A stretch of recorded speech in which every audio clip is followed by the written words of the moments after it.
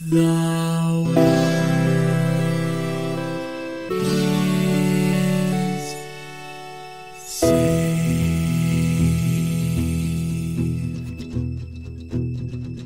The living room's dark, save for light being cast from the big TV screen and the imminent sunrise that's teasing the one starry sky with whispers of morning. Hey, George. Hey, Lions, how's it going? Dude, so good. I don't know. It's fine. Things are fine. Life goes on. I actually had, I was at a conference a couple weeks ago and we hadn't done this event in years because of the, world ending catastrophe that happened. And the amount of time people are like, oh, how have you been? Hey, how have you been? How have you been? After maybe the 20th one of those, I was just like, I don't know, I'm still alive. Like, I just got completely satiated on the pleasantries of like, oh, I've been good. How are you? See, that's why you always just got to go. For me, every single time somebody says, how you doing? I'm living the dream. How have you been? Living the dream. Always living the dream. And people are like, and it's funny because to me, it's a phatic phrase, right? Somebody's saying like, how have you been? How are you doing? They don't really care. They're just starting a conversation, right? But the really funny thing is because I always say living the dream, then all of a sudden I get like, some people get 2 layers deep into the chess match, and I now have heard several responses several times. So now I've got a canned response for their canned response. So it's like a riposte, right? Where somebody goes, I'll say, living the dream. They're like, I don't know. It could be a nightmare. And I was just like, no, I think this one's a dream. Yeah, it's like, well, you got to be, I don't know, man. What the hell?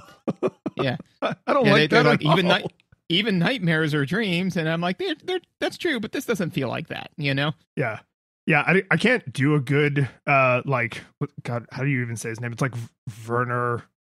It's the Werner German Herzog. Yeah, thank you. Like, I can't do a good impression of his voice, but a couple. I don't think I've actually ever told you this, but a couple times I've had people, just like, oh, hey, how's it going? How you been? And I've said "live in the dream," but in a very flat, right? And they're like, oh, hey, man, how you been? I haven't seen you in a long time.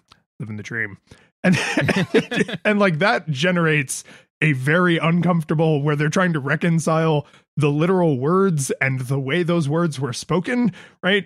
It's very like awkward. And then, cause I'm doing that for my lulz. Like that's for me. That's not for them. I don't care if they have a pleasant interaction. I think it's funny, but then you have to, you got to keep that in, right? You can't let them know like I am screwing with you on purpose and your discomfort is where I'm deriving my enjoyment. Absolutely. And what I was going to say at the beginning is that, you looked like you might've been a little tired. So if you needed to, you could go outside and the wind could wake you up. Boo. No, big stretch. No. Big stretch. No, you know what? What I really wanted was your upsetness. And that's the thing that Hey, we got there. Yeah, we did it. All right. We played Wind Waker.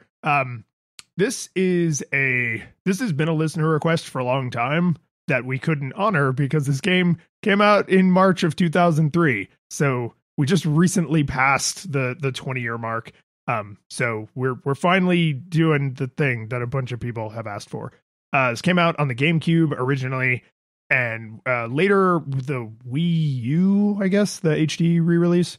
And everyone is desperately waiting for it to come to the Switch because nobody bought a Wii U. So if you want to play the HD re-release, it's kind of a pain. But it hasn't been ported to the Switch yet. I think Zelda's been getting a lot of love in the last few years. Like they've been porting a lot of the games to like Switch Online and stuff. I think we'll get it eventually, but yeah, it's unfortunately GameCube or Wii U only.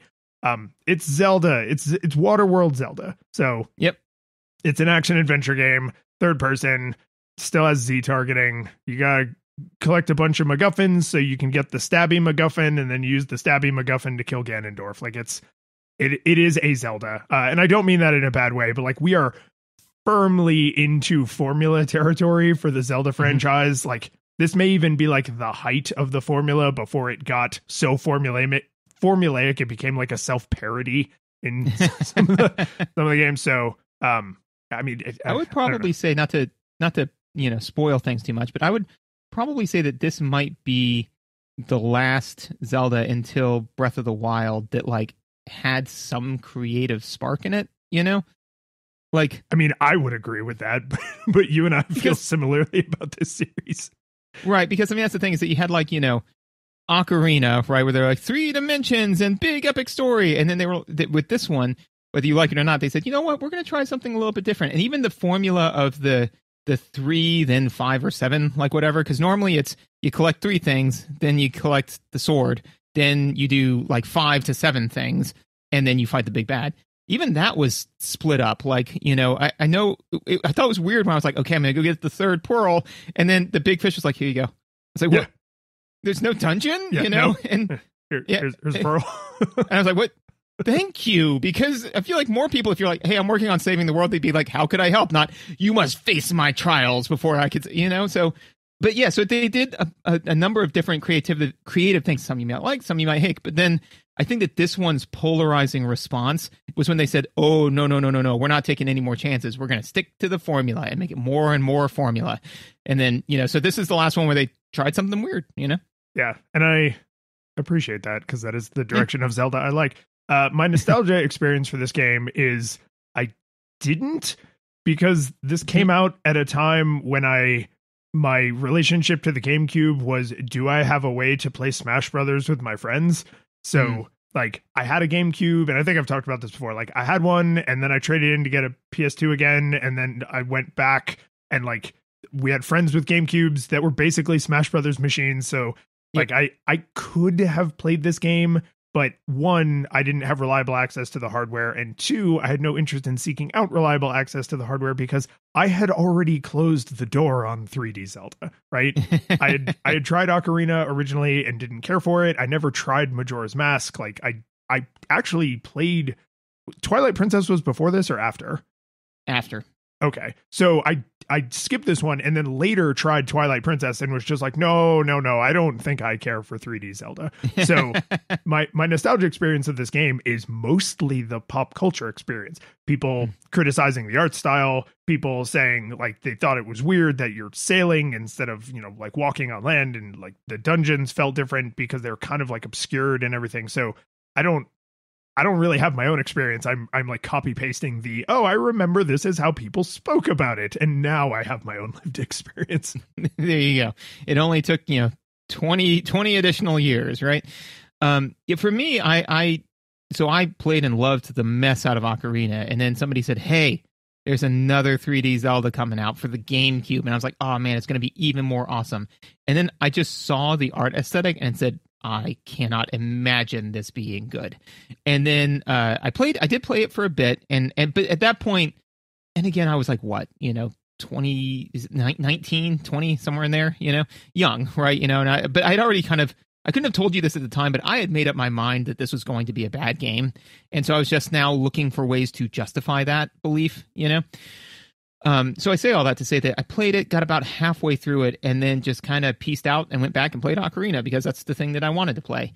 And so then, and I was like, the big thing for me, and we'll get into this at the time, was that and I've learned this more as I've gotten older, is that I liked playing Zelda because I liked being the hero, right? NES didn't really have too much of a plot, right? But in the Super Nintendo one, you were Link, the hero, the savior of Hyrule. And then in Ocarina, they upped it to be like, you're the hero of time, right? And this one, they're like, you're not a hero. What are you even doing here? And I got real tired real fast of telling me I'm not a hero, especially when I didn't feel like a hero anyways, because the art style doesn't really make you feel, doesn't go into this like, empowerment fantasy. So I was like, yeah, I don't care for this. And then, to your point, Twilight Princess came out, and I played it, and I was like, you see, this is what I wanted. I wanted big Link, like, looking awesome, being Link, being cool, but there was just something about it where I was like, I don't think I like this, and I don't know why, but I wouldn't admit it at the time, because I was just still crapping all over Wind Waker. Yeah, it wasn't the cartoon, it was serious dark shadows. Exactly, and I was 25, and that's what I wanted, serious dark shadows, and then, but as I was playing, I was like, something's just not fun about this. And now that we have been doing this for a while, I can go back and be like, oh, right, because of all of the things that they did, that our art style does not make a game. But so it was nice to kind of go back and play it a little bit more. Some things they did well, some things they did bad. We'll get into it. You did just remind me that one of a perfect example of my pop culture conception about this game is you saying they constantly remind you are not the hero. And then when I played through the game, I was like, yeah, they do talk about it, but eventually they admit like you're a hero, and like, you know, Lunk, because I always name him Lunk, right? Like Lunk, you're the hero of the wind, and like you're the successor to the hero of time. And I was like, oh, okay, this is exactly what is hard to reconcile when you are either young or like immature in a hobby. Is I just adopted that as truth. Like when you said like, oh, they're just constantly slandering you, I was just like, oh man, I guess this is going to be a game of people constantly crapping on me. And they do say it, but it's not like every single button press they're like, by the way, you suck. Yeah, no, and no, it is not that. That was also, you know, my nostalgia experience, right? Like it was this grain of truth that grew over time. But yeah, became a mighty oak of lies. But I mean, especially when you compare it to Ocarina, right, where from the get-go you like leave the Kokiri Forest and you go to Zelda and she's like, you're gonna be the hero of time, it's you, man, it's all you. And you're like, yeah, it is all me. And then you go around and then like, you know, you pull the Master Sword and the sage is like, you're the hero of time, and we needed to like put you in, like the whole time you're being told you're the man. And this one you kind of have to earn it, because they're like, no, you're just some. And again, like when that's reinforced by the art style of like, oh, I'm a little kid. And they're like, yeah, you are a little kid, dumb little kid. Think you do little kid stuff. And I was like, especially because at the time, again, we were in our late teens, right? Early 20s. I was a little kid, right? I'm like, I get enough of adults telling me I don't know what I'm doing and that I'm a little kid in my day job. I want to play this so that way I can be the friggin' hero of time, man. Yeah. Well, here's a good segue into shilling, because not only can you go on our website and fill out the feedback form and request games, or go into the Discord and request games, you can watch me play these games on Twitch. And someone who was in the chat room was like, because I said exactly what we were just talking about, like, oh yeah, George, you know, kind of set this expectation for me that you're not this hero. But people do eventually say like, oh, you got the Master Sword, like you must be the hero. Like, look at all these heroic things you've done. And someone in the chat was like, yeah, that's one of the things I always loved about this game, is that the thing that gets Lunk into the adventure is not to save the world, it's to save his sister, right? Mm-hmm. And then along the way, he's like, well, I guess, you know, while I'm at the store getting milk, I might as well save the world, right? And so you like, you kind of stumble into it.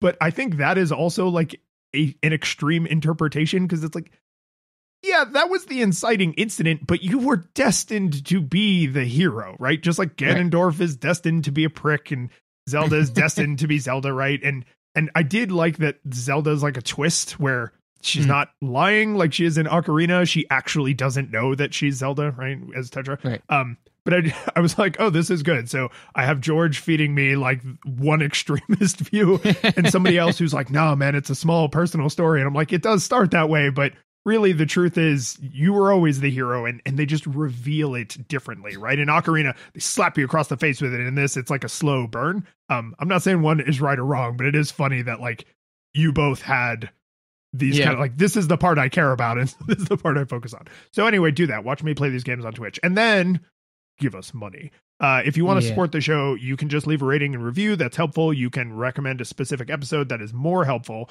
But if you want to actually spend a few bucks, you can do a Patreon. Links in the show notes.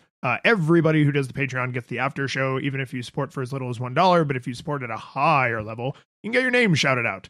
So first, I need to thank our 4-bit portables, David, Jacob, Joshua, Keith, and new 4-bit portable Martin, who is added in a 5th currency that we are getting Patreon dollars in. Ooh. So that's super cool. Our 8-bit classics, Yarno, J. Brent, John, and Kevin, and our 16-bit hero, Michael. And for $1,000, I will let you know what I named my character, because it was very juvenile. That's fun. I also don't know, so I can't even ruin this for you. Exactly, right? Yeah. Gonna cost you a cool G, but it was stupid. That's exciting. Was this, by this point, because I always go with Lunk, which is only 4 letters. Do you have like a pretty big range? Like, could you name yourself like Fahugugas? Something that's like 20 letters. Yeah, it's not. I think it's like 9 or something like that. It's not infinite, but it's not. It's not like in I think in one of the Game Boy ones, it's like 5 characters or something like that. Yeah. For a long time, it was like Link plus a letter, which would get you up to like, Steve or David or poop. Poop plus. Poop plus. All right, should we talk about what this game looks like since we already kind of hinted at it? We should.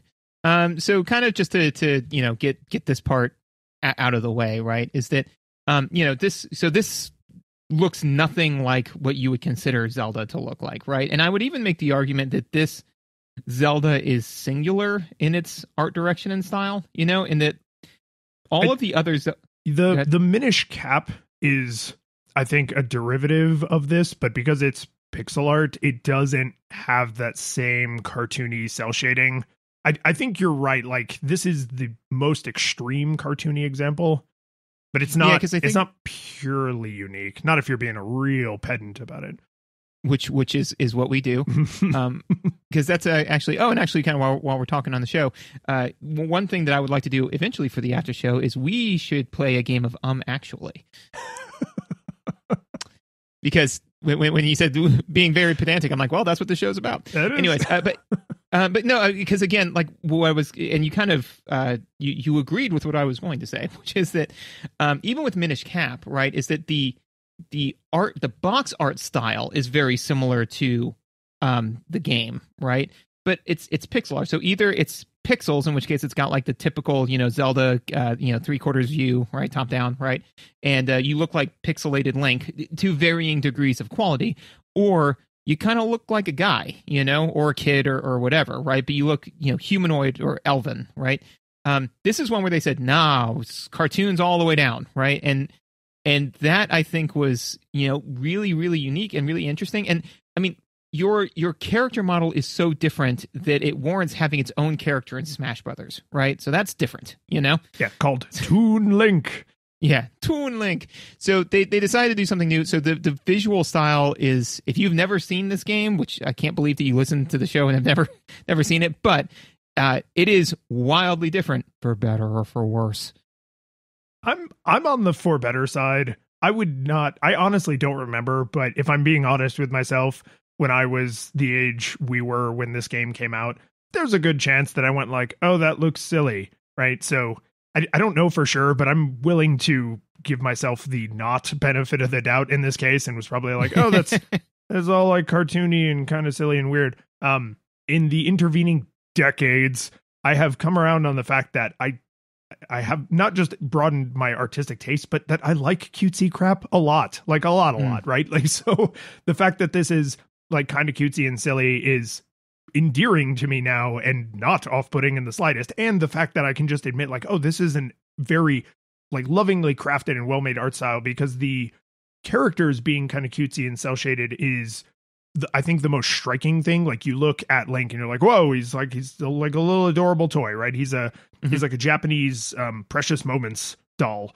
but the entire world is that style. So like, yes. Explosions look like that kind of, I don't know what it's called, but that Japanese like whooshy cloud art style that I love so much, right? I specifically called out the smoke animation billboard in my notes. Like, it's really cool looking. It's so cool. The waves are like these really simple peaks, but it creates, when they're layered over the whole ocean, it creates this like very vibrant, roiling looking, oh God, the weather's so tumultuous, but really it's like a few white lines on a solid blue background. Like, it's very, very thoughtful in the details, because you could make an argument that the world is actually pretty detail light, right? A lot of things are either flat colors or very, very simple textures, and yet everything is positioned in such a way that it's like, oh, you always know what's going on, you always know where something is, you always know what something is, right? So if you put this side by side with like even Majora's Mask on the N64, or then Twilight Princess after this, you'd be like, oh my God, there's like,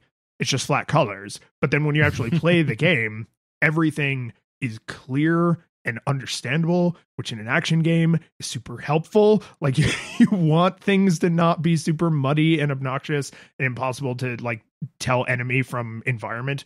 And I do need to give a special shout out for the facial animations, because yes, you could draw, like, my children who are under 10 could probably draw these characters' faces exactly accurate, but the way they're animated, going from big wide eyes to like little squinty eyes, giant pupils like moving around when Link is like looking at different things, the really expressive mouths, it's literally childishly simple. A child could easily draw these faces, and yet all the characters seem super expressive. Like during conversations and cutscenes and stuff, you always know exactly how people feel. Link often feels like, right? Because everybody's telling him he sucks and he kind of doesn't want to do this, but he really wants to save his sister. So a lot of his reactions are like, oh no.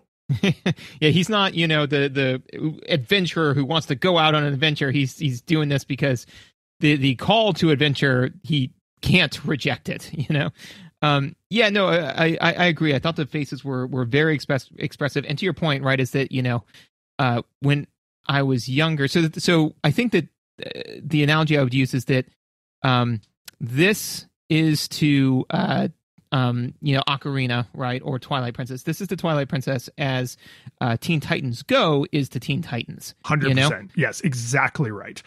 Right, and so that's the thing, is that a lot of people, especially at the time, were like, I don't like Teen Titans Go. It's all goofy and cartoony and stupid, and I hate it. And it's like, it's its own thing, man. It's a comedy show, and Teen Titans was a drama, So like, again, so when you go to the well expecting, flat water and you get sparkling, right?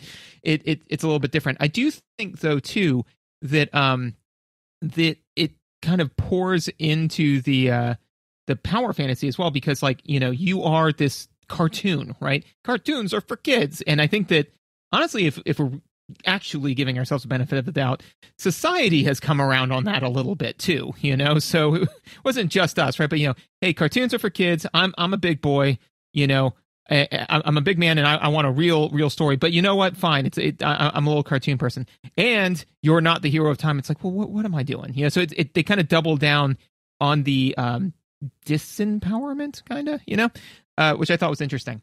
One of the things that I want to make sure I touch on visuals is so one of the things that's very important in video games, especially in open worlds, which you could definitely make the argument that this is, right? I would probably make the argument that this is more open world than a lot of Zeldas are, because there's less you can't go here, than in other Zelda games, right? And a lot of them, it's like, I want to go to Death Mountain. No, you need a note from Princess Zelda. And it's like, okay. This is just like, man, big open sea, go die, I say all that to say that, so one of the things that's very important in a game like this, and I saw a presentation about it for Breath of the Wild, is you need something that draws the player to go in a direction, right? So that's like the Sheikah Towers or, big landmarks where you can say like, oh, what's that thing? And you see it on the horizon and you go to it. This is that personified, because you basically only have the interesting thing. Yes. Yeah. Imagine if you lived in a completely flat nothing and there were buildings every like few hundred miles, right? Like that is what being on the open sea is like. Yeah, exactly. So I thought that was kind of clever because I had a kind of an emotional roller coaster about how I felt about this.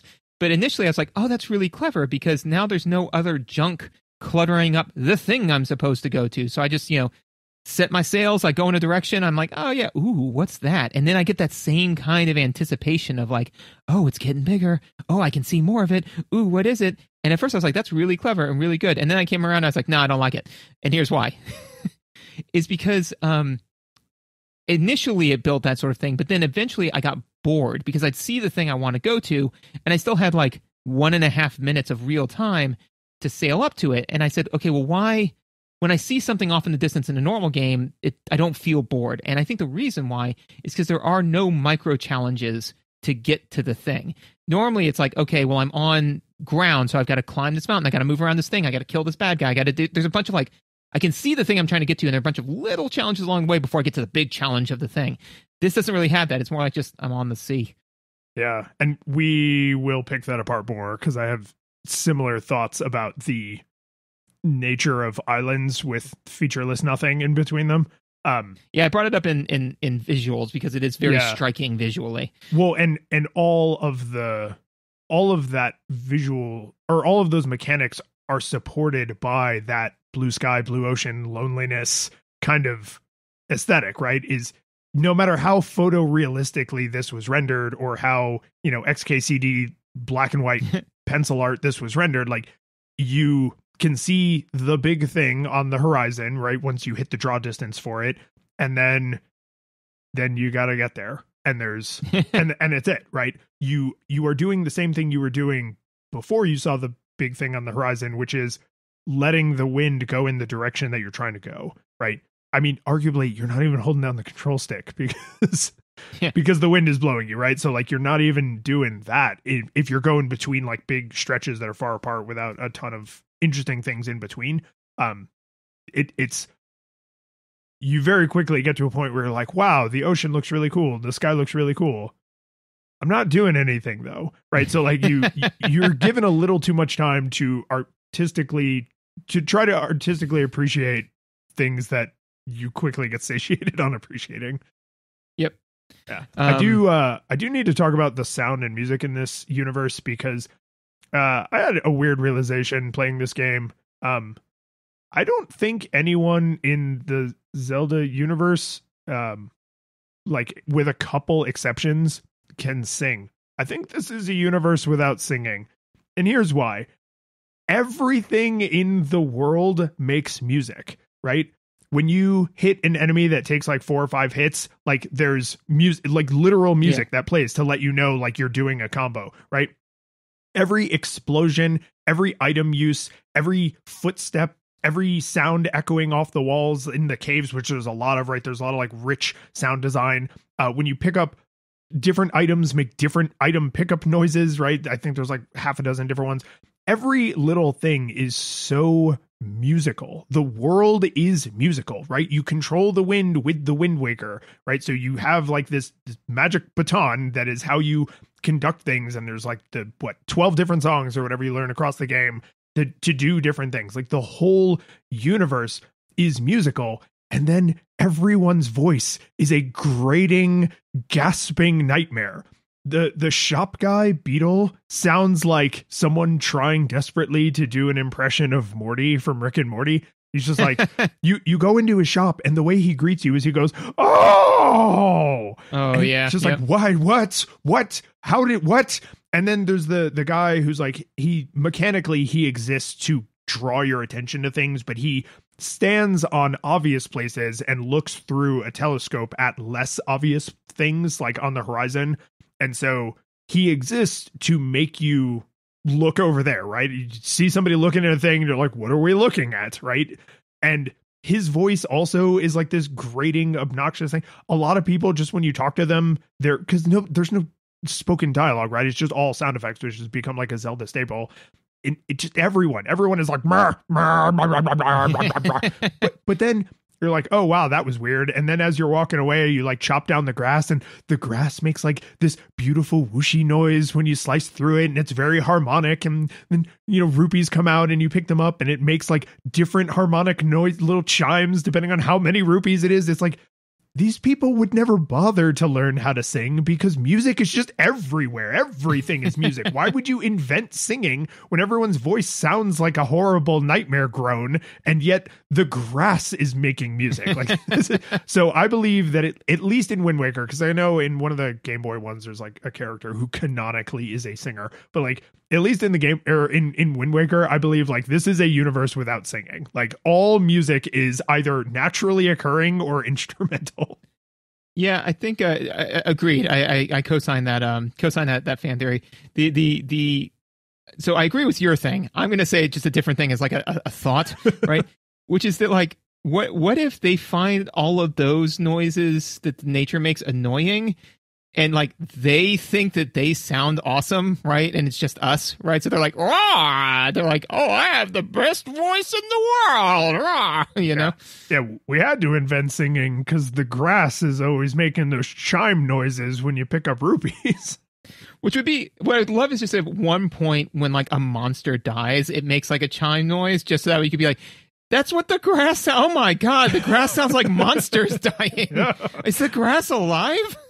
Is that why it gives up rupees? It's because we're holding it at knife point and it's just like, please take my rupees. Don't kill me. Yeah. Dark. It is dark, but it's super weird to me that, and their voices honestly are not like Beetle's voice is ridiculous. Like, I don't know what the hell were they thinking, but like most of the voices are fine, right? It's a lot of, especially for hero characters. So like Link, Tetra, Ganondorf, there's a lot of, like what do we call it? Aspirating, right? A lot of like breathing, like Yeah. right, a lot of right. The stereotype of like Link gasping and stuff because he doesn't talk. Tetra also makes noises like that. Ganondorf also does a lot of like ha ha ha. Right? There's a lot of like breathy noises from those characters because it's supposed to be talking, so they include breathy sounds.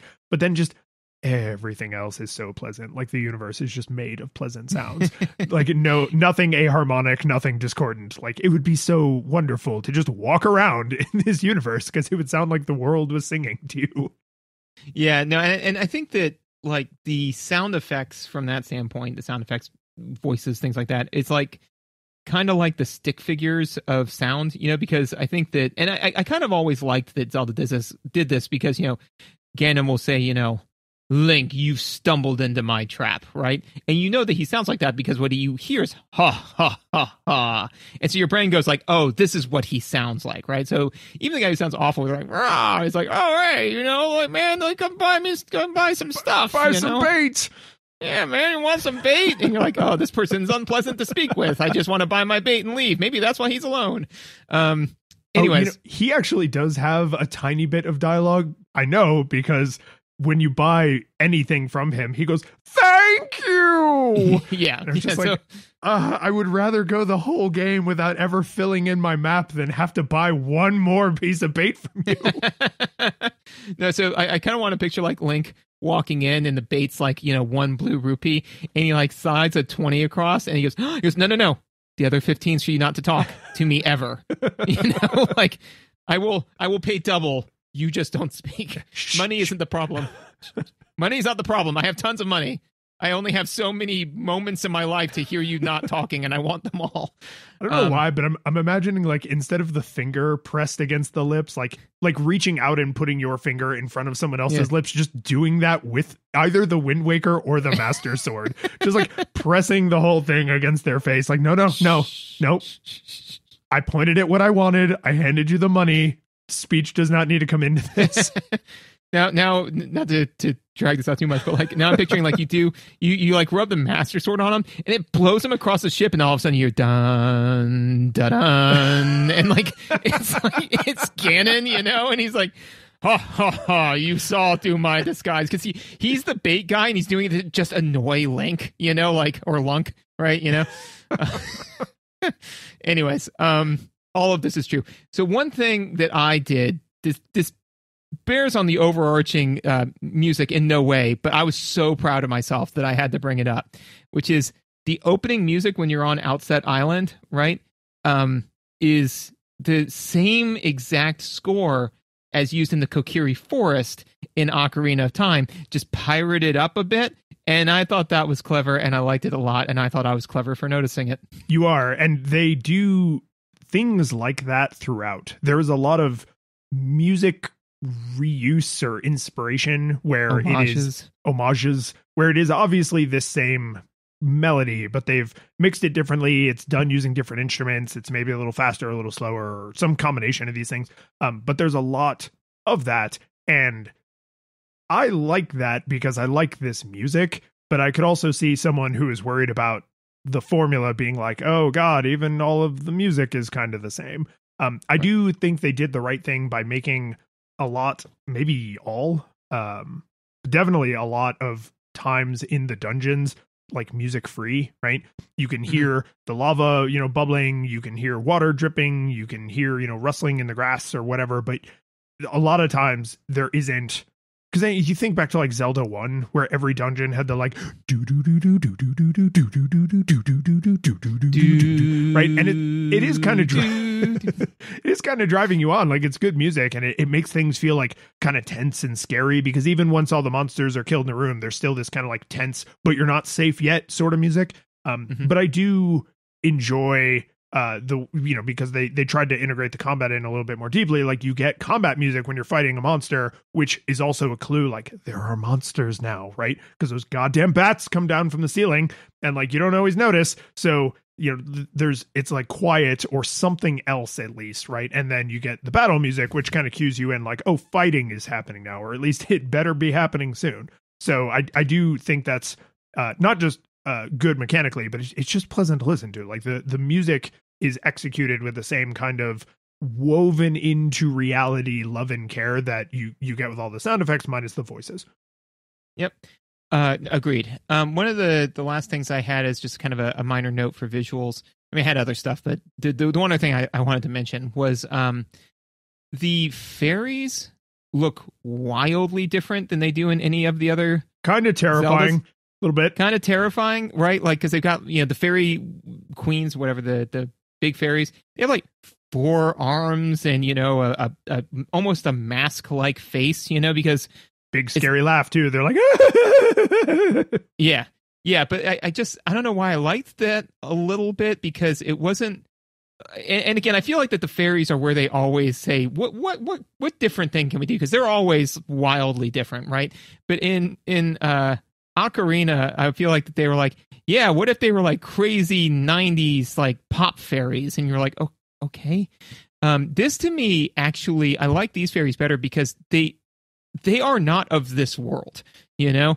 So it really drove home where it's just kind of like, oh, hey, it's a fairy. And as opposed to like, oh, it's a little thing I'm going to, you know, put in a jar and, oh, look how cute it is. Hi, Tinkerbell. Like, I saw this thing. I was like, I think that you could probably kill me with a power word if you needed to.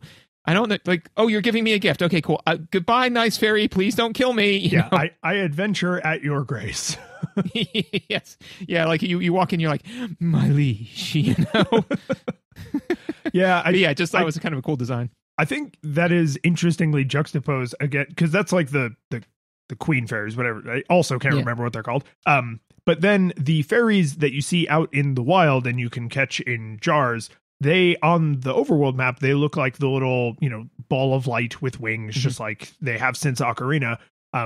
I was really struck by when you catch one and you do the little like and you know hold it up and like you're basically showing it to the player directly, right? Because the camera is like looking down.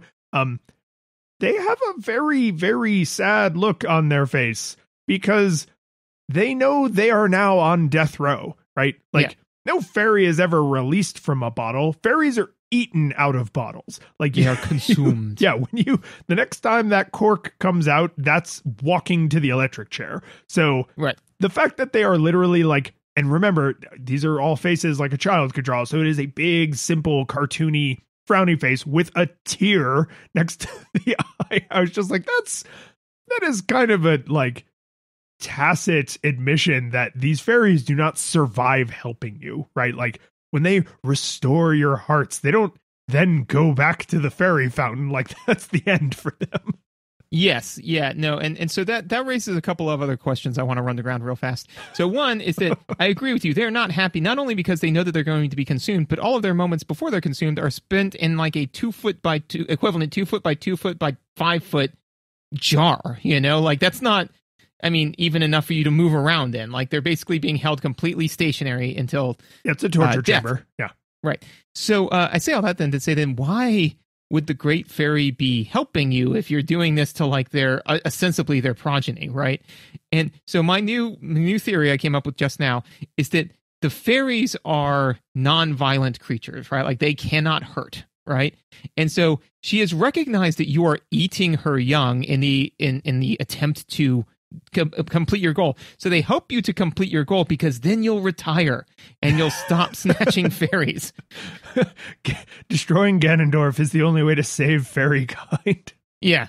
So that's the mythos now. There could be like a Logan's Run thing happening here where like the great fairy has to believe that they all like return to the ether, or maybe they literally do, right? So like maybe death is not the end for them. It makes life unpleasant and dying is unpleasant, but maybe that's not the end, which is why they like still kind of go along with it, right? Like if you knew heaven was real, you would like, if you were positive the afterlife was real, you would behave a little differently than if you were like, oh, I sure hope it's real. I'm afraid that it's real. But if you're positive it was real, you would probably make slightly different choices. Oh God, it's all real. Oh, why did you make me doubt it? Oh, I blame you. Oh no. Yes, exactly like that. What is he talking about? That was tons of evidence. So, gameplay? No, one last thing about the art style. Link is left-handed. Link is still left-handed in this game. This may not be literally the last game where he's left-handed, but this is very near the end. These are the sunset years of Link being left-handed. He's left-handed in Twilight Princess as well. He's left-handed in Twilight Princess on the GameCube, but on the Wii, they made him right-handed because of people like you. Yep. Which, the bulk of us. yes, the overwhelming majority. In fact, I would say there'd be a lot less people like you if we had stayed on top of breaking you of that when you were young. I don't know. Rulers still exist. You all got lazy. Now, I remember somebody showing me like this thing where it was like a graph of left-handedness over the years, right? There's like a huge spike in like the 60s or something like that. And they're like, somebody was like, what happened? It's like, we stopped trying to crush people's spirits. Yeah, dude. I mean, our parents, my mother in Catholic school was forced to write. I mean, they didn't beat her, but she was forced to write with her right hand. And then she was only in Catholic school for a little while. And so she retained her left-handedness. But it's like, that's one of those things where it's like, oh, well, we would never do that. And it's like, that's not even generations ago. It's a generation ago. Yep. So, now we're done. Yeah, now's the time. Now we're there. All right. So gameplay, kind of already kind of touched on the big kind of power fantasy twist. One of the things that, and this is kind of halfway through, but I'm going to lead with it, which is, so you fight Ganondorf twice, right? You fight him. Yeah, you fight him in his like shadow form, right? Oh, sorry. No, I mean like you fight him when he's in his tower, and then the dragon nukes the thing. Oh, yes. Yeah, you very briefly pretend you have a chance, and then fate intercedes. Yeah. Because what happens is it's all executed through cutscene, right? So you walk up to Ganon, he's like, ha, ha, ha. You go up to him and you're like, I'm strong. He goes, ha, ha, ha, you are not strong. And then you go, ha, and then, he beats you up, right?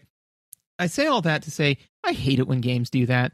And I got it like back in the day, when it was like, oh, we're doing visual novels or whatever the reason was. But by this time in history, I always prefer, especially because the better example of this is Mega Man X, where you fight Vile and then later fight Vile, right? Now, because again, like the Master Sword can't deal him damage, right? In its current form, right? So just like, let me fight him, let me fight him and lose, because then instead of like, I've got this one, is that let him wail on me. And then right as he's about to land the killing blow, then I'm saved. Cause then I feel like George Link failed and lost, as opposed to, I could have taken him, just give me a shot, Chief, like, I don't know. So whenever they kind of do the, like, even, and this is going pretty far, right? But like, even like the death of Aerith, or, like all these ones where it's just that ludonarrative dissonance of, we're going to take all the control away from you from this important part. Okay, now you can have it back, right? Like, how much more impressive would that death have been if like she died and, it's like you have 15 seconds to get to her and you're allowed to run to her, but no matter how fast you run, it always takes at least 18 seconds, so you always come up short. I bet you play that game a million times and like, see if you could cut the corners just right, you'd sweat it, right? So just don't beat me through a cutscene, beat me through play. So I agree with you conceptually. I think my borders for success are pretty narrow, which lets me kind of straddle both sides of it. So if it's beat me in a cutscene, the cutscene better be brief, right? Like, do not drag the fight out where I am seeing Link, and they don't in this, which is why it didn't bother me. But like, don't make Link have this big epic battle that I'm just watching him have, right? Because then you have time to think exactly what you were saying, which is like, well, I wouldn't have done that stupid thing he just did. I could have won that fight, right? And then the alternative of like, let me do it in actual gameplay and like, let me experience the helplessness. One of the things that makes that so successful in Mega Man X is there's no way for you to regret how that fight goes after. So in Final Fantasies and, a lot of that like style of kind of turn-based RPGs, you get into the story-based you can't win fight and you sure burn a lot of potions trying to win because you think you can win. So if you're going to make me do it mechanically, which I agree with you is the superior way to do it, there needs to be something, even if it shatters the illusion. And I know now that this is a story fight, like maybe don't let me use all of my elixirs trying to win this fight, right? Like do something, right? Where the bad guy's like, oh, we're going to take all your items and equipment away, or we're going to, you fell down and you dropped your bag, so you don't have your stuff, right? Like, or like after the battle, when you're rescued by whatever Deus Ex Machina gets you out of there, they're like, hey, I think you might have dropped this, or we're going to resupply you. And they give you exactly whatever you used. And that's just whatever's was in the bag that they're like, here's some more supplies. And it's like, weird. The first time I played through it, you gave me 1 health potion. And this time you gave me 17. Yeah. Huh. No, 100%. Right. Just something to not make me go, I wish that had just been a cutscene, right? Because that's not what you want. You don't want to play the game for 10 or 15 minutes and then say, I wish that had been a 30-second cutscene instead. Yeah, no, I agree. Like, definitely, if it can't be one, you need something to mitigate, the permanency of it. 100% agree with that. But yeah, I think that especially in a game like Zelda in particular, where the whole goal is, when you first start off, you're just a random kid on an island with a random pointy stabby and a shield, right? And then as you go through, you get this arsenal that you can then leverage against the bad guys, and then you get the Sword of Evil's Bane, and you get an awesome, like the point is that these equipment items and the hearts that you get, all of these things are making you more powerful. But if you don't have something to book in that power, because I think that all of the stuff you are actually allowed to fight, you beat. I don't need to be any more powerful. I've got all the tools that I need. Everything I fight, you are always the correct amount of strong for the challenge you get. Right, yeah. But I mean, except when you're wailed on in a cutscene, when a giant bird picks you up and tosses you around for no, like when they take that power away from you. So instead, it's like, let me fight the bird and lose, because then I'd be like, you know what? George, acknowledge I need to go out and get more powerful. And then, you get the shield and you get 3 more hearts and you get the Master Sword and you're like, now I've got it. And you beat the bird and you're like, yeah, screw you, bird. And then you go to Ganondorf and you're like, oh, there are levels yet beyond that. Now I need to go get these other things to make me more powerful. It would make me way more engaged in the game than if it's just like, no, you got beat. And it's like, well, I didn't get beat. That nerd got beat, So yeah, I wasn't even holding the controller. Yeah, and then it's the game. Again, I think it goes less. It pushes it less from this is a thing George, want to go do in order to become more powerful, to the game telling me what to go do, which is kind of the direction that Zelda kind of eventually went more and more in, right? Yeah. So don't tell me what to do. Let me do my own thing. I get told what to do in the real world.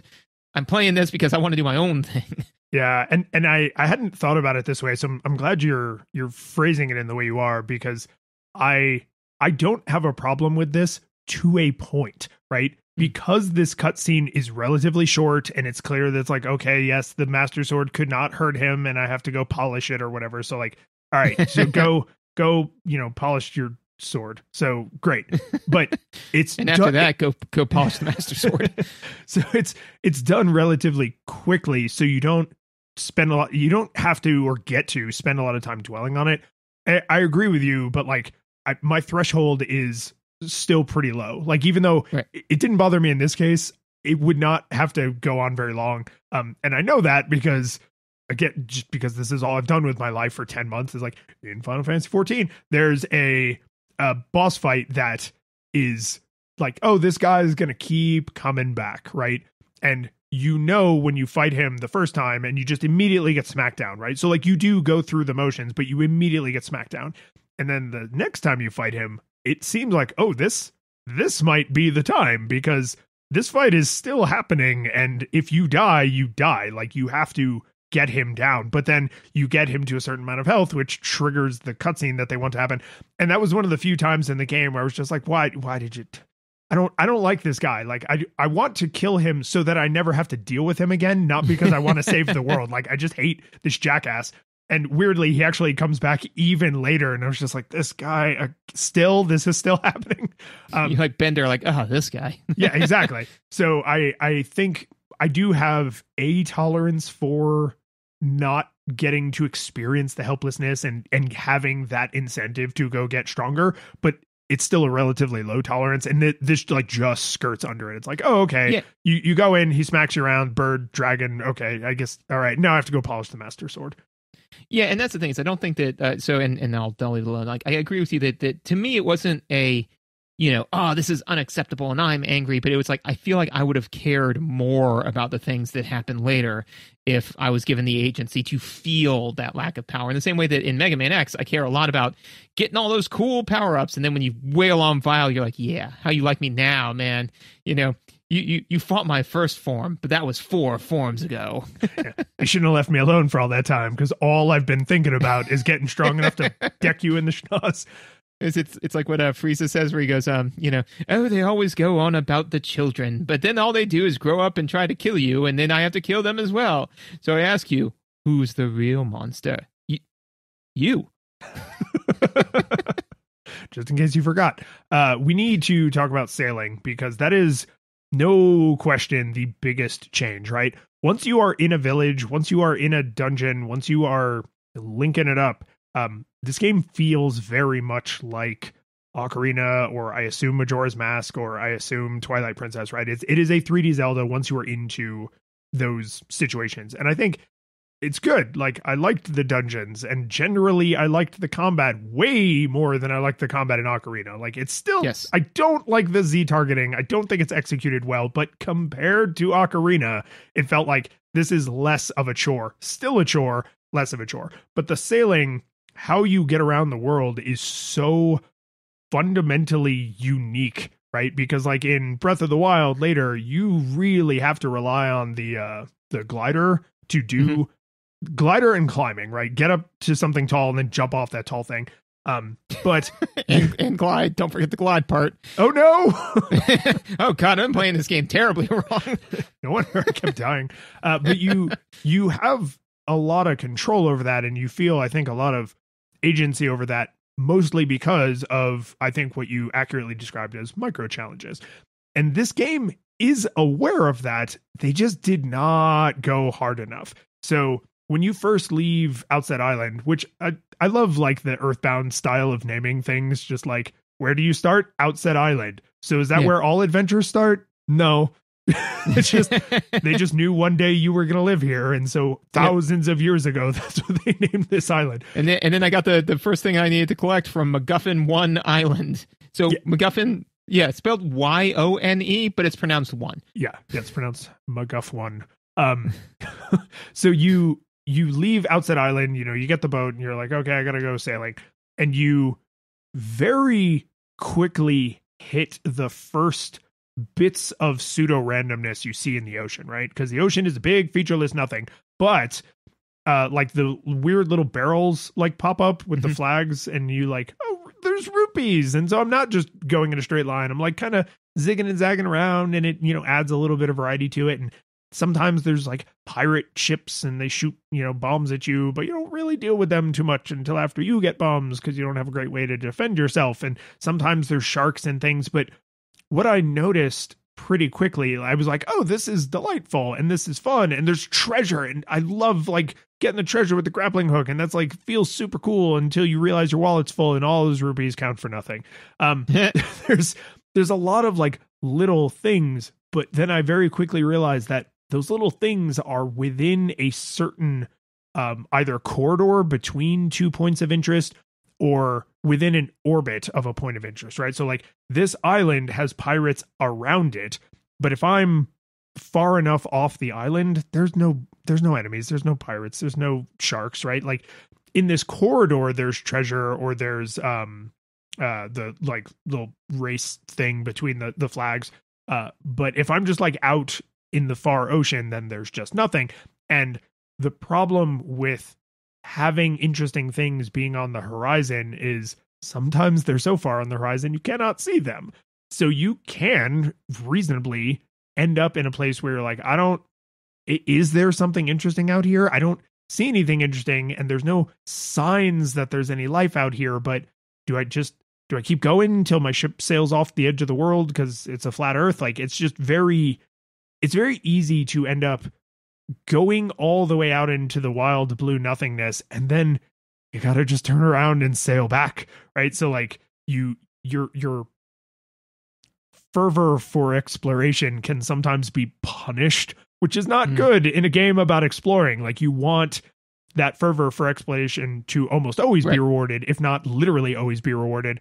And that's something like Breath of the Wild, and I assume Tears of the Kingdom, since it's literally set in the same world, like those do really well. Like basically any direction you go 20 feet and something interesting happens. But you can't have random monsters out in the middle of the ocean, because how would you deal with them, right? You don't even see the sharks and things until you have the bow or the boomerang, because you have no way to defend yourself. So they can't really like do too much of that. It's too easy to shatter the reality of like, oh, this is an interesting and populated world. You can very quickly be like, oh no, I'm alone in a blue expanse of nothingness and I'm going to die out here. Yes, agreed. And so I think that what you kind of made me think of something, which is that in games like in actually in all games, but in games like this, I think that the difference comes in like choice versus consequences, right? So when I play D&D, right, as a player, which doesn't happen all the time, right? But when I play D&D as a player, I don't normally like random encounters, right? Especially if you're using event-based experience, not killing monsters experience, right? The reason why is because it's like, oh, here's a random encounter. Go fight it. And you're like, oh, okay, fine. I'll slog through and beat these things. And yeah, enjoying the mechanics is great, but it doesn't feel like I'm moving over a step that gets me towards my goal. It feels like I was running and somebody threw something in my path, right? So what I think that matters about the so that's a consequence, right? Where it's just like, I'm going along from point A to point B, and then all of a sudden I am waylaid by jackassery, right? Whereas choice, which is like more so in Breath of the Wild, is when it's like I'm going from point A to point B and I can kind of see the outlook of the terrain, right? And I can make a choice of, I'm going to go up this mountain and fly down. It's going to take a little bit more time and be a little bit more sloggy, but it'll get me there. Or, you know what, if I cut through this ravine, I don't have to glide anywhere, but there might be monsters. And then I made a choice. Then I'm like, okay, I'm going to take this route. Or you know what, I'm actually going to take this third route because there's another little thing that looks kind of interesting that I want to check out on my way. Or I'm looking at them, so like all of that feels more organic than, I'm going from point A to point B and then they're like, hey man, you want to play this little minigame? I was like, oh, I mean, yes, sure. It's like, hey man, you want to fight this shark? It's like, I guess I have to, because this is all just stuff that's coming up on my way.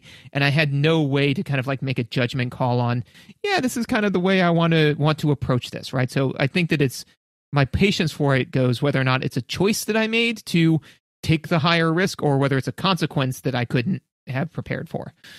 Well, and they exacerbate that a little bit with, as the game goes on, if you have not been feeding the fish the bait and filling out your sea chart, then you have more necessary information you have to keep in your head, which is harder to do, which means you're more likely to get lost, which is what happened to me until I was like, oh, I got to feed all these fish. Like anytime I see a fish, like I'm Rockefeller throwing silver coins at the peasants because I need their help, right? If they don't work in my factories, then I'm no longer JD Rockefeller.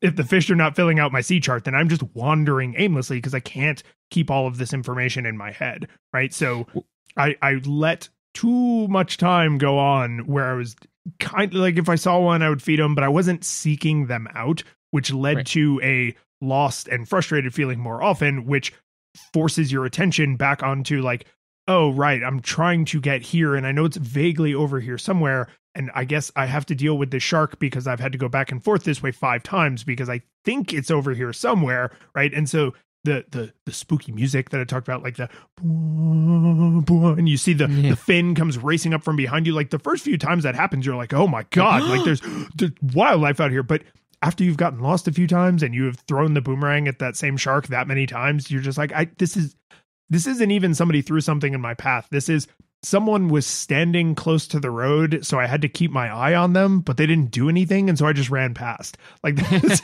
so it's even less eventful. Which again, like it's a game about checking rooms. Like if the world is supposed to be about exploration, anything that makes exploration less fun is a massive detriment. Yes, it makes me think of and also too with the bait and the fish, right? is that bait isn't something that is an unlimited supply item, right? You have to go buy it, which means you have to have rupees to go buy it, which means that you have to go potentially do other sloggy stuff to go get rupees, right? So let me ask you something. What's the difference between killing 20 zombies who are obstructing your forward path or killing a bunch of zombies, collecting hearts, and taking them back to town to buy an item that you need to progress the game? Answer 4 hours, right? It's that, right? They built some of these feedback loops into it that require you to have these money sinks and getting bait. The thing I always liked about some Zelda games, right, is that when you got a lot of rupees, especially Link to the Past, I think did this particularly well, is I really, really, really wanted to get 599 rupees because then I could get the Zora flippers. And once I could get the Zora flippers, things were awesome. Or I could go get like a blue potion and that could be really helpful. Or I could go get this other, some extra bombs or some arrows when I was low on arrows. So I could use arrows more often. These were things I was excited to purchase. In later Zelda games, they have a bunch of money sinks where you have to buy stuff that you do not care about, right? Like a great example of things that feel the same between the two, and this all links back to the bait in this one, but it's like, okay, in Link to the Past, you went and you spent money and you got the Zora flippers, and that allowed you to swim in the water, and that was awesome, right? Oh my god, that was so cool. Then in Ocarina of Time, you had to spend like X amount of rupees, I forget what, to get, like, if I remember correctly, to get the red tunic, right? And all the red tunic did was allow you to be in the place you had to go next. Like, that was there was no real other use for it. It just let you be there. And you're like, oh, all right, Well, so and there's this lots one of places you can swim that are not necessary, but there is nowhere you go where you need the red tunic that isn't necessary. There are no hot areas that are not must go here to progress. And even also, like, you can't really get the red tunic until it's time to get the red tunic, until it's a MacGuffin that you need, as opposed to, I got this red tunic a while ago, and yeah, there were a couple of like little caves that I fell into or in Breath of the Wild, where it's like, there's a whole area I can't get to unless I have this fire-resistant stuff, and I really want to go there, so I went and got the fire-resistant stuff. Eventually, I needed it, but I got it way beforehand. Anyways, I say all that to say that the bait is very similar to that. Is you're making me spend money. Bait is like spending money on friggin' rent as opposed to a ticket to Disney World, right? It's something that I have to spend money on, so I guess I'm going to spend money on it. But again, I'm not playing Rent Simulator 2023. I want to play The Legend of Zelda. So I didn't like the whole bait mechanic. Just give me an infinite amount of bait, so then I get excited about exploring and finding a fish. Not like, okay, I just found a fish, so that means I got to go spend more money. I got to go find somebody else that I found 50,000 times and go spend money on bait. Just let me be excited about like little splashy off in the distance. Oh boy, there's a fish. Not like, oh boy, I just spent $20, Well, there are other ways I think you could maybe tease it out. Maybe this would be terrible, but like something else that springs to mind is make bait a limited resource, but let it be something that is always useful. So what I mean is, if you are within X amount of meters of a fish, it only takes one throw of bait to get them to come. But if you are within like 5x, then it takes 5x baits, right? But they will eventually come, right? And you could see the little splash getting, closer and closer off in the distance. So if you get truly lost, you can be like, okay, wait, I need a fish, right? And like, yep. you raise your hand and you're like, fish, come help me, right? Something to just make it not literally just a ticket to ride, right? Because right. And the thing is, and this is where I honestly fall down on this as like, it's not a graceful landing, because I am of two minds about, I like that this game actually doesn't hold your hand too much. You always know what to do.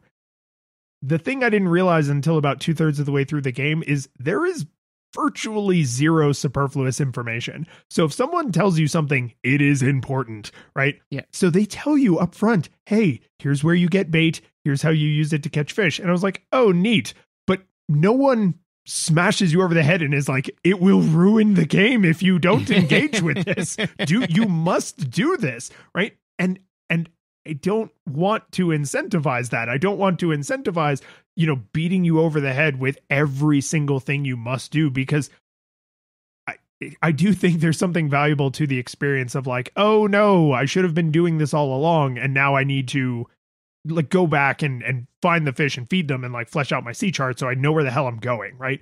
But I often can't engage with that because I'm like, oh no, I now have to put a bunch of additional time into this, and whether or not I'm willing to do that isn't the actual limiting factor. It's, can I even choose to invest that time, right? So a lot of people will just nope out when they're like, oh, you mean I should have been collecting golden feathers this whole time, and now I have to go grind golden feathers? I'm not gonna do that. I don't care, right? And then they just quit out of the game. So I don't want people to be turned away for not treating every mechanic as serious, but I also don't want the game to be like, nah, man, you have to do this. We're going to put you in a corridor where you kill 20 monsters so you get 20 golden feathers, because if you don't have 20 golden feathers, you can't do the next thing. And it's like, but if you were going to force me to get them in a corridor I couldn't leave until I had 20 golden feathers, then why do I need them? What was the point of this corridor other than to make the game longer, right? That's the grinding for hearts and going back to town. So like, I don't know exactly how that needle is threaded, where it's like, let me fail, but also don't make failure so costly that I opt out of the game. Right. No, I agree with that. I think that, and it's a difficult needle to thread, you know. I mean, that's what defines a good game from a great game, right? And I think that, so for example, like in my experience, right, is that the tutorial, so one of the things I think that I might have original NES Zelda to blame for this is I have, especially in my older age, zero tolerance for people not letting me play the game I want to play. Like that is true. Yeah, like if somebody says, you know, hey man, you want to come play this game about like medieval rats? I'm like, yeah man, let's play a game about medieval rats. Cool, man. Okay, so here's how the controller works. Got it. All right, let's try to think. Oh, wait. So before you go, you need to know this. Okay, all right. So, I'm like, no. You know what? I don't really care about your game about medieval rats anymore. You know, screw you. This, to me, fell more on the side of just let me go play the game, right? Because you start off on Outset Island, right? And then they're like, hey, so first you got to go get a sword. I'm like, okay, got to go get the sword. That's fine. It's like, all right, cool. Now, here's how you use the sword. Here's how you swing vertically. Here's how you swing horizontally. Here's how you do this. Here's how you do that. And you got to like sit there and spend about 10 minutes wailing on this poor old dude, you know? Not a poor old dude, man. He, again, you adventure at his grace. Like, he could have wrecked you. Yes, he could have, but you know, so I guess you're not wailing on him, but training with this guy, right? And as I was doing this, I was like, you know what? Just if any of this is critical must-have information, then give it to me in a little bit. Let me get comfortable with the sword, because that's the thing. They teach you all of the sword techniques at the beginning. It's like, no, just give me the sword, and I know how to do a horizontal swing. I'm good, right? And then like maybe in the first half an hour, just kind of put a door or something with like vines that go horizontally, and they're like, oh, you need to do an upward swing to do this. And it's like, oh, okay, how do I do that? You know, because now I've gotten comfortable with the first thing. I got to play with it a little bit, and now I'm interested in this new stuff. And then maybe I would feel particularly brilliant by executing a parry without even being told, you know. And then I feel like I'm the adventurer learning along with the avatar, as opposed to you know, just being told like, okay, now go do thing A, now go do thing B, now go check this box, now go get the shield, now go do this thing. Like, how awesome would it have been if you could just not get the shield? If they pointed to it 3 or 4 times, but you could leave Outside Island and be like, no, I didn't get it. I just wasn't paying close enough attention and didn't pick it up. Don't need it. Yeah, because eventually in one of the later dungeons, you get the reflective mirror shield, which is the one you have to have. So I think it'd be kind of cool if you were like, yeah, I actually played like 3/4 of the game and never had a shield because I didn't pick it up and didn't realize it, you know. And again, like they need to point to it enough time to be like, check out this shield. This shield's pretty cool. So you're gonna go get the shield? Nah. You know, don't care. And you make a good point about the sword play, because I actually have in my notes like, wow, the sword play is really sophisticated. Why is it so sophisticated? Like, you can do, because there was one point where I was just fighting an enemy and it was like they were guarding, and so I was getting annoyed, so it was just like button mashing, and I accidentally did this like little dashy like upward spinning strike, and I was like, what the hell was that? And and the game never requires it, right? There's you can do like little parry things, you can do little flippy things, you can do little like roll and jumpy things. And I would say, like, just for reference, there's probably a dozen moves you can do, of which 3 are required. Like, you can go through the entire game with basic swipe, basic shield, and parry. Like that, that's all is required to beat the game. And I kept waiting for the other shoe to drop. I was like, you made me learn how to do, I had to fight the old man for like 10 minutes. Like, when am I going to use any of these things? And again, this is something I'm of two minds of, because on the one hand, I'm like, well, it's cool that the sword play system is like pretty sophisticated. But on the other hand, I'm like, why did you shove it down my throat if it wasn't required? Like, either make it sophisticated, and then when I discovered on my own, I feel like a goddamn genius. And then I realized this boss is super easy because I, the player, became a better sword fighter, or just don't have sophisticated swordplay if it's not there's no reason, right? The tutorial is pointless because it is never so wildly beneficial that you wouldn't just hit the sword button and chop them, right? Because every boss has their, you know, their formulaic pattern of like bring them down, go up to them, run around to the back of them or whatever, hit them while they're vulnerable, and then get them to their vulnerable state again, right? Which is like, it's fine. Like I actually found the boss fights pretty engaging and pretty well done, but I never did any fancy sword moves in any of them. I just wailed on their vulnerable spot. Right. And I think that this is another good example of a place where it's like, you know, to your point, right, is of two minds, right? Because you don't want to be beaten over the head with a tutorial, but you also kind of, if they created this amazing swordplay, I can kind of see them wanting to, you know, show it off and make sure that you at least know that it exists. And that's where it's great to create like an opt-in system, right? So, you know, you're floating around with your boat, and then all of a sudden one of the islands, there's like that's where one of the old dudes is. And he goes like, hey, you want to learn some cool techniques? You come talk to me. And then maybe if you master the technique, he gives you like 50 rupees or something like that, you know, like something to make it so way, even if you already knew it and you opted in and it felt like a waste of time. It's like, oh yeah, but I got like a cool little thing, you know? Or even if you wanted to really do it, what you could do is, let's say that there's like 5 super cool techniques that are hidden and you never really need, but 5 trainers somewhere in the world, and each one of them gives you a little thing that when you put it together, it gives you a cool 6th ability that, you know, is really neat and really cool and really fun. And when you go and talk to them, they can say, I am here to teach you technique number 1. Do you already know it? And if you say yes, then they say, show me, and you show it to them once, and then they say, yep, you got it, you know? Or you could say, if you say no, then they go, okay, now here's how you do it. Now show me. Because then it's, if you master it all, just you're a prodigy and you master the entire swordplay system on your own, it's very easy to go get the 6th technique, takes X amount of time, and you're done, right? That to me would be the better way to do it than like, because honestly, and again, this is definitely me being, you know, in my late 30s and saying like, you know what, this is, I'm an old stodgy old man now, is that I'm like, you know what, I get all day during my day job, I am told what to do and how to do it, and there's SOPs and ways to do things, and you know, so when I get home, I'm like, don't tell me what to do, let me adventure, you know. And so yeah, it would just feel a lot more exciting instead of like, here's how you do technique 1, here's how you do technique, because by the time they got to the 3rd technique, I was like, I will kill you, old man, you know. Like I was like, I am done, like stop teaching me, I got it. And so I kind of checked out, you know. So I don't think that I would have gotten the depth of enjoyment out of the swordplay. I did not get as much of it or use as much of it or retain as much of it, because just like in the real world, when you front load a bunch of information on somebody, they forget a lot of it. And I did. Yeah, I did. And this is where you can see the decisions the designers made based on their value system, right? Which is completely subjective. So the swordplay tutorial is all completely front loaded, and then they basically never talk about it again. So you just, whatever works for you, right? If you, and you can go back and talk to him again, but if you are continuing to defeat enemies, you would probably never ever do that, because why would you bother? You don't need that safe space to practice because there's no advanced technique that you need to practice. On the other hand, they were obviously afraid of people getting lost, because when you first get the boat and they're like, all right, go get the 3 hero medals, I mean pearls, go get the 3 pearls, they say, here's the boat, here you get the sail from the guy who's inexplicably wearing a parka in the tropics, and then you go get on the boat and you start sailing, and they tell you exactly where you need to sail, which is critical because you haven't fed any fish yet, so your sea chart is completely empty.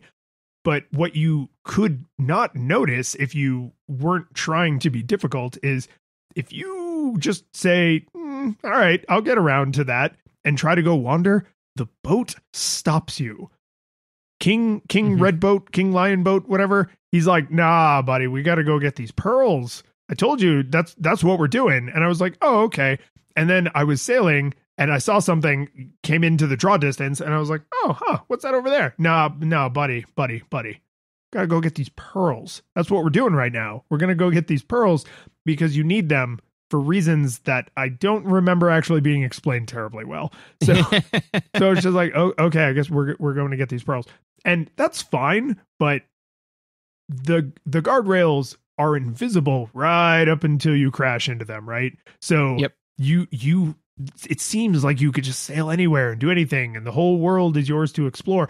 And they do that. Once you get the Master Sword, or maybe either right before the Master Sword or right after you get the Master Sword, they're like, all right, whatever you want, like, go, you're free, right? The reins come off. But that's like a third of the way into the game before the wide blue ocean is completely available to you. So that's like, it was a lot. And I just made my peace with it. I was like, okay, there's a certain amount of go here, go here, go here that they're making me do.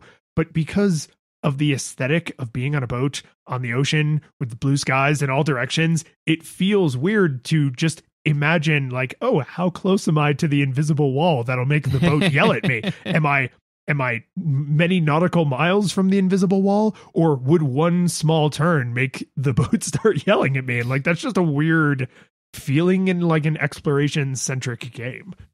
Oh no, 100% agreed. I mean, and that's the thing is that, again, like, to me is I like to, and we discussed this in one of the nostalgia goggles episodes. For example, if they march on your map, here's where you want to go next. I can about face and say I'm going in the exact opposite direction because I want to, and you can't legally stop me. And then I go and I get my lunch eaten, and that's okay, right?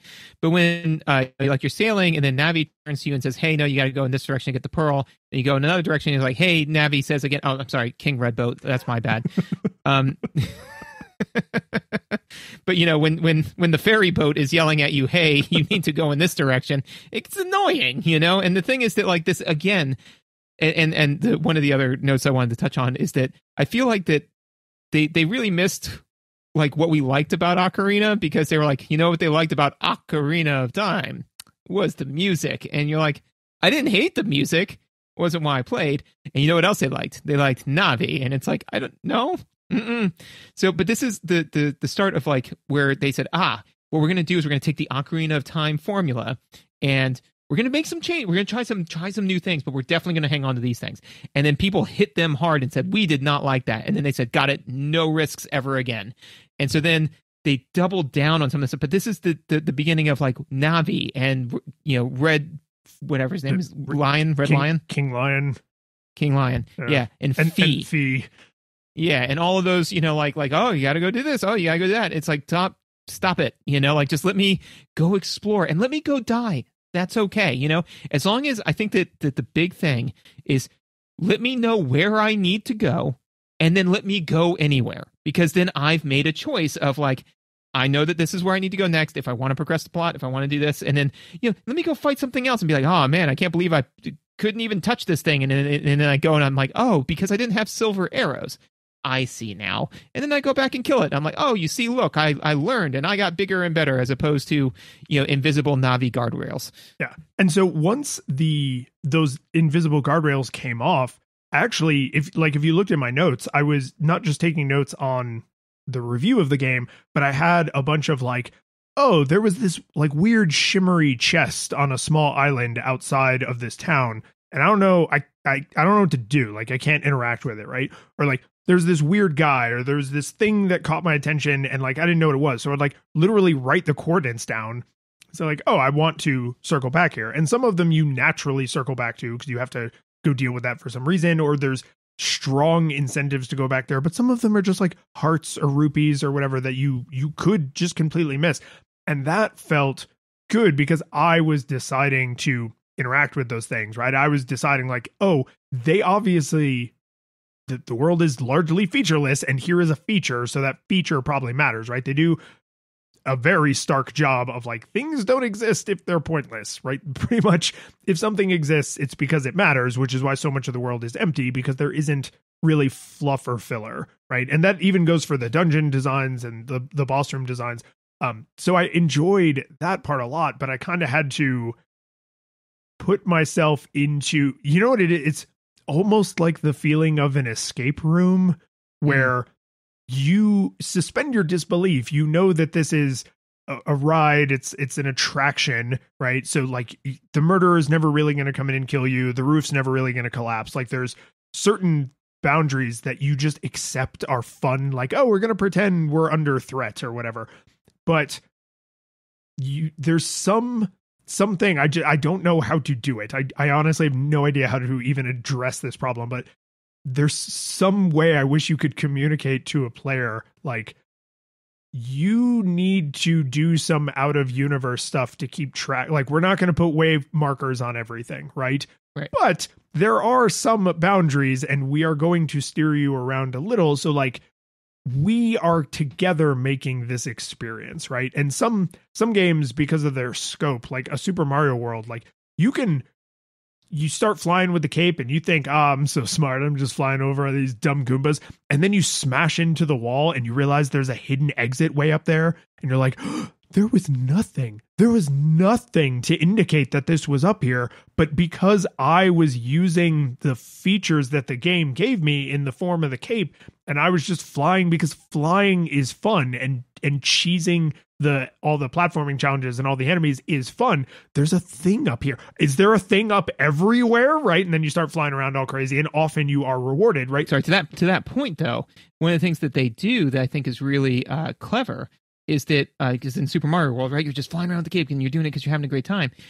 But they do on the worlds where where there is a secret somewhere, it's a red dot. And on the ones where it's not, it's a yellow dot. So you know that, like, hey, there's something over here. The developer's like, hey, man, if you care, something over here. And the first 5 times I played through, I didn't care. I just played through the game because I wanted to beat the game. But then, like, I was like, where is that red dot? You know? And then, so sometimes you just find it because you were flying around, or sometimes, but if you wanted to go find it, again, like the amount of guiding, right? They didn't come to a halt and be like, this level has 2 exits and you got to find them both, right? As they said, normal exit, man. There's another exit in case you're interested. And you're like, oh, I opt into that. Please help, so sorry to interrupt. Continue. No, that's exactly the kind of feeling I'm talking about, which is, again, like, just to be fair to these, because I feel like I've been very negative on the game. What I'm describing is exceptionally hard, right? Yes. Which is why there are a handful of games that do it amazingly well, a lot of games that do it well enough, and many games that fail catastrophically because it's super, super hard.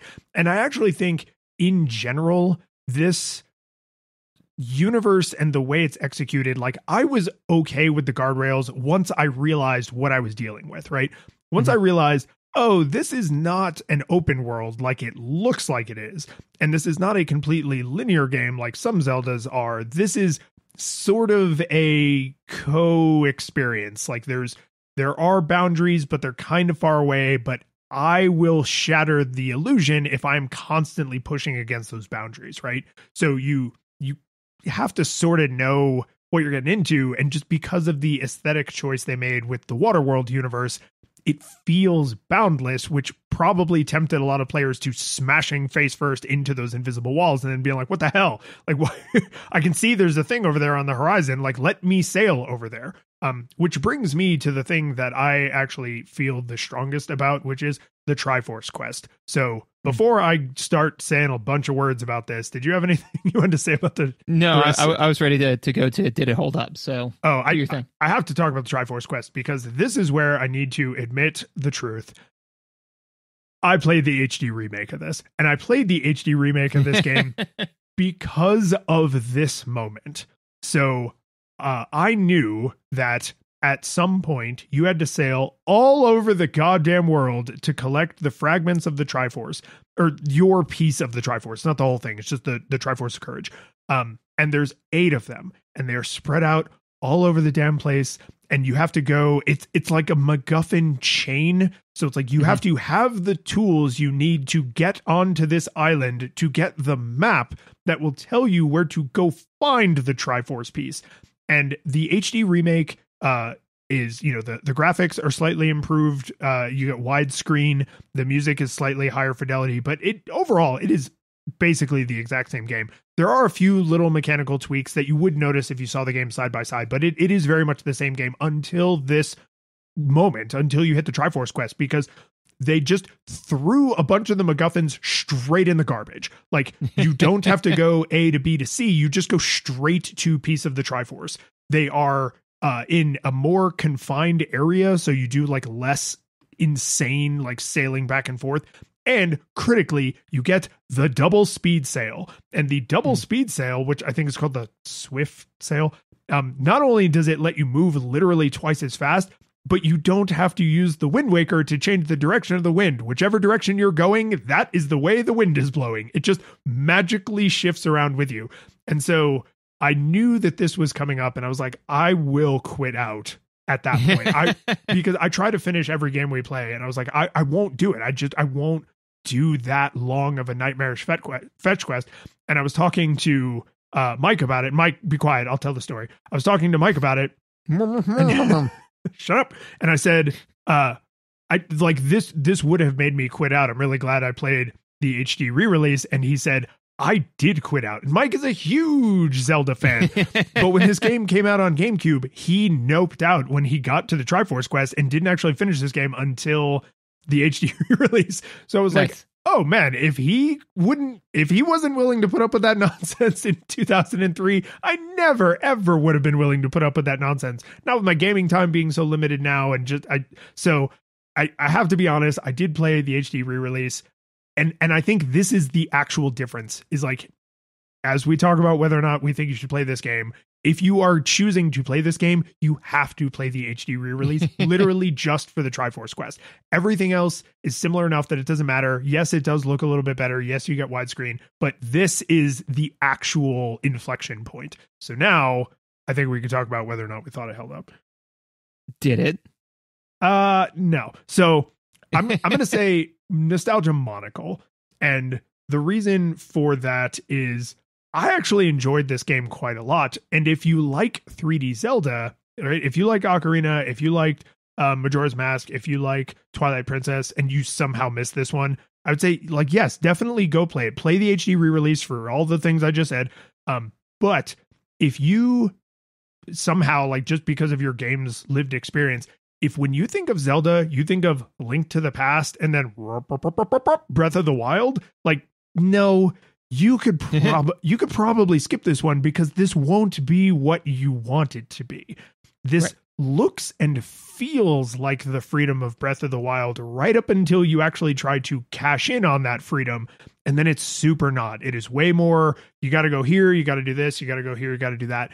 And the reason I still enjoyed the experience is because I actually enjoyed the story a lot.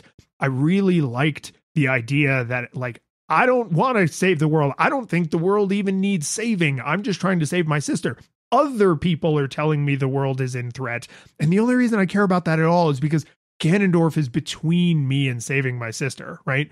And then you eventually do save your sister, and that's around the time they're like, by the way, you are probably actually the legendary hero, so we kind of need you to keep adventuring. And the way they frame it, though, is because your sister isn't safe, because the world isn't safe, right? So you go on to still want to, stab Ganondorf in the face, not because he is holding your sister hostage. He is holding her hostage metaphorically. The world is in threat, right? It's by second degree hostage. Yes. And so, like, I love that as a motivation, right? Tetra, I love her reveal that, like, she doesn't know she's Zelda. And then when she realizes she is Zelda, she kind of rails against it. And then at the end of the game, she's like, I'm a pirate. Screw that noise. Like, and kind of goes back to, like, being an autonomous person who does what she wants to do. Like, I thought that was a cool twist. The boss fights are fairly fun. Some of them can slow down when you're, like, waiting for the vulnerability window. But overall, I enjoyed the game, but I was just very aware that it is right at that, like, formula peak, right? It's like right around peak formula. And because I don't enjoy the moment-to-moment combat in 3D Zeldas very much, I was like, there's a lot of slog in this, and I'm dealing with that slog for the story, right? Mm-hmm. So I have to say nostalgia monocle. If you know you already like other 3D Zeldas and you miss this one, like, yes, totally, go play it. But otherwise, like, it is skippable, which sucks because it is a really lovingly made game that still feels very skippable. So I'm right on the edge, but I think I'm going to go full nostalgia goggles, Ooh. Like, again, it's not like Jekyll and Hyde nostalgia goggles, right? Where it's like this, burn this all to the ground. I could be convinced to give it a nostalgia monocle. But to me, I co-sign everything you just said, except I don't care about the story that much, and it didn't, on top of that, like, the story, it was fine. It was interesting and it was unique and novel, but not to the point where I felt like it needed to be played. I would be fine with if you're, like, making dinner, and you want to, the two things I think that this game brings to the table is a unique art style and a unique story, right? Everything else about it is kind of forgettable, right? So I say that to say that a great way to interact with this, where you can get a cool look at the art style and a cool look at the story, is watch a long play. Do dinner, whatever, cue it up on your phone. Whenever you're doing something where you can kind of like look at something from time to time, do that and live your best life, right? But it doesn't really. Then you've got somebody who can get through the sloggy parts super fast, and you can just skip through the sloggy parts whenever you're like, this is a slog, I don't really care about this. You just fast forward the video, right? So to me, I agree with you. Like that. If you're a completionist, then it's worth playing. Like, it's not one to the point where it's nostalgia goggles, to the point where I'm like, don't infect your GameCube by placing this game in it, right? If you're a completionist, go ahead and play it. But if you're just kind of in Zelda for fun, this game could be lost to the wind. The curtain falls, the music plays, the credits roll, then it all fades to black. And you're left by yourself. The fanfare is gone. There's no player two there by your side to share victories won. But as you slowly progress down the hall to your bed, a few great events leak back into your head from the time that you spent traversing the land, battling evil, fighting the darkness, just sword in hand. Your memories creeping with the edge of a smile. You realize again what you lost for a while. You're gonna think back much less on how you saved the day.